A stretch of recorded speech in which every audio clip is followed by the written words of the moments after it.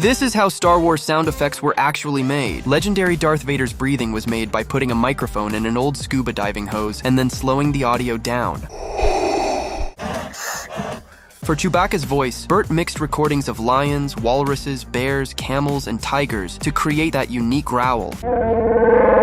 To produce the iconic lightsaber sound effects, sound designer Ben Burt combined the hum of a 35mm projector with the buzz of a 70s tube TV. R2-D2's quirky noises were made using a microphone connected to a synthesizer, with Ben making the sounds with his mouth.